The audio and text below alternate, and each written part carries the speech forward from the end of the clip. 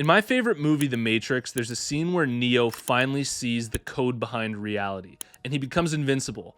Everything becomes effortless, and life switches to easy mode. If you spare me 10 to 15 minutes of your time, I'm going to plug you into consumer psychology, like Neo jacking into the Matrix, so that you can set up your business to automatically answer the hidden questions and snap judgments that people instantly make when they see you online. Once you get this, you're never gonna look at marketing the same way again. Now, how do I know what I'm talking about? I might not be Alex Hormozy worth hundreds of millions of dollars, but I have turned the world's worst business idea, K-Bud Apparel, into $70,000 a month in sales, and I make hundreds of thousands of dollars every year in profit online through my businesses, all through the knowledge that I'm gonna share with you in this video. The core secret I'm exposing and revealing in this video is the difference between actual value and perceived value. If you're ready to go down the rabbit hole with me, let's go. People don't buy based on actual value because they can't measure it objectively. People don't even know what the actual value even is. Think about it. Let's say you're selling a hoodie. People don't know what the actual cost is to make that hoodie. And even the act of making it at a certain price and selling it at a higher price so that you can make margin literally means that they're not ever going to be buying it for the actual value. The actual value of your product isn't even a thing. On top of that, they don't understand what goes into you making the product either. They don't know your business relationships. They don't know the fabric blends or any of those little details. On top of that, they can't judge the long-term durability of the product before they buy it or the ROI that they're gonna get, which would be the actual value. Because of this cold hard fact that they don't know what the actual value of your products are, they fill in the gaps with what they can judge, which is the perceived value. How does everything look? If you have a website and you're displaying your products, you could have an actually amazing product.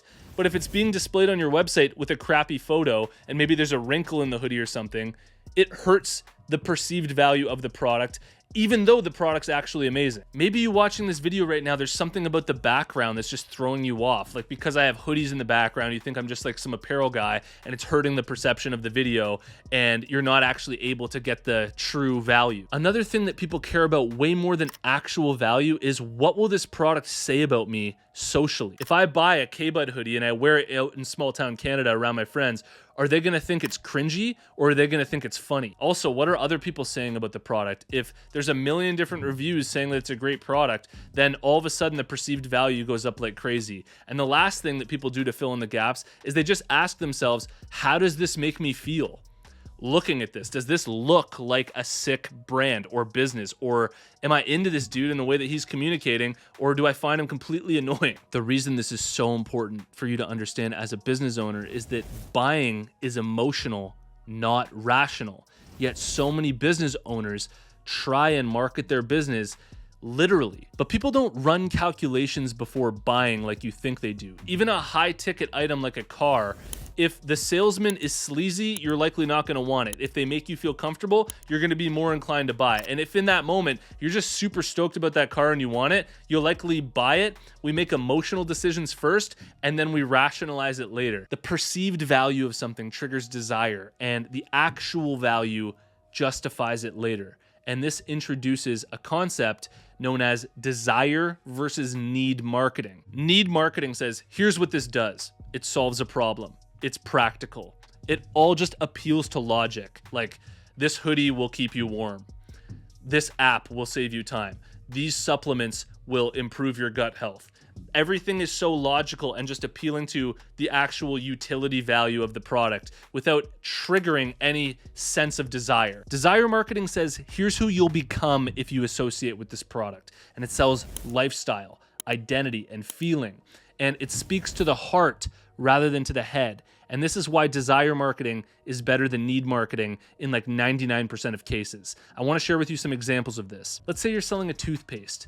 Need marketing would say, fights cavities and strengthens enamel. Desire marketing would say, get a whiter, more confident smile. Let's say you're selling a hoodie. Need marketing would be, it's warm, it's durable, it's made of great materials.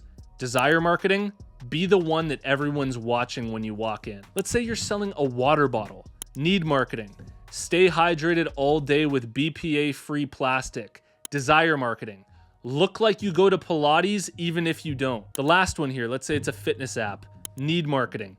Track your workouts and record your workouts easily. Desire marketing. Build the body they said you'd never have. I mean, even if we go back to the beginning of this video, I talk about becoming unstoppable as a marketer and getting superpowers. Isn't that what we all want as marketers running our business? Perception is the shortcut. We use mental shortcuts to make assessments on products known as heuristics that save us time and energy. These are also known as proxies. It's like a little shortcut that our brain uses to determine whether something's valuable before actually literally needing to figure out which manufacturer you're using, actually study the hoodie, study the fabrics, understand every little component of your business. We don't want to do all this research. We just want to feel certain. Fancy packaging must be premium. High price must be good. Popular must be safe to buy. Scarce must be worth having. All of these little heuristics, these pragmatic methods of assessing whether a business is good or not, are all happening subconsciously, and we need to set up our business to answer all of these snap judgments. If you think we can't go deeper than this, we're going to in the second half of this video. But first, I want to let you know that this channel is sponsored by my buds over at design.com. Let me sell you on Desire here. If you want to make a design really easily that's super sick, just go to design.com/Rob88. Just type in whatever your idea for a design is, hit enter. Thousands of logos are going to come up. You don't have to like 99% of them, but maybe you find one that you do like. You can edit it and refine it as long as you want for free until it's perfect. If you're interested, just go to design.com/Rob88 and you'll get up to 88% off at checkout. Let's continue to go deep down the rabbit hole of actual value and perceived value.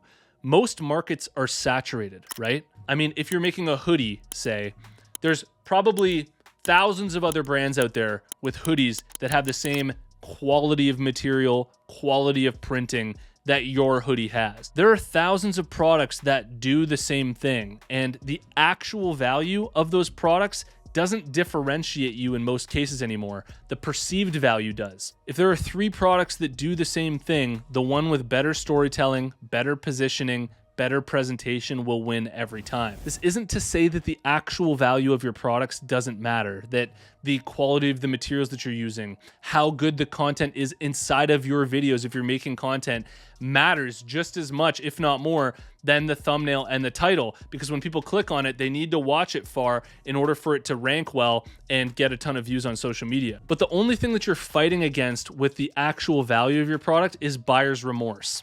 After people buy your product because they've seen the desire in it and their perceived value is enough that they want to buy it, then the actual value will either determine whether they feel regret from buying the product or whether they truly love it and they tell their friends about it or they come back and buy again. This is a funny example, but it's just like using a dating app.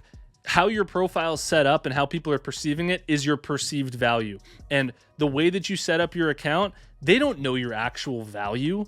They're looking at your profile and you've got like all these like selfies that are you're using like with Facetune and all this stuff, and everybody thinks that you look a certain way or that you are a certain way. And it's only until they actually take you out on a date and get to know you that they're determining your actual value. So all of this being said, how do you reconcile these two? How do you make it so that the perceived value is optimized fully and the maximum amount of people want to buy in and jump on board, while at the same time delivering as much actual value as you can? The thing that triggers a high perceived value is desire marketing and credibility. If you're making a title and a thumbnail on YouTube, try to instill a dose of credibility and inject credibility into the title and the thumbnail wherever you can.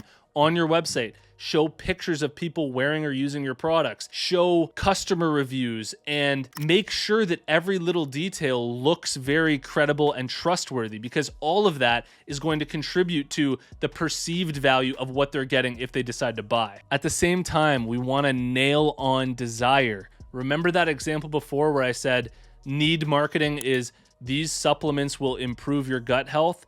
Desire marketing would be these supplements are how elite performers start their day. Subtly injecting this feeling of identity. Oh, elite performers start their day with this? I want to be an elite performer. Therefore, this is perfect for me. Rather than this hoodie keeps you warm, you could make it this hoodie will crack up your friends around the bonfire. because it taps into that desire to fit in amongst your friends and to be cool socially. Need marketing. This video was made to deliver a fundamental paradigm shift in how you view consumer psychology and how people make buying decisions. Desire marketing. I hope that this video delivered enough knowledge for you to make millions of dollars and achieve your dreams. If you got value out of this video, hit the like button for me.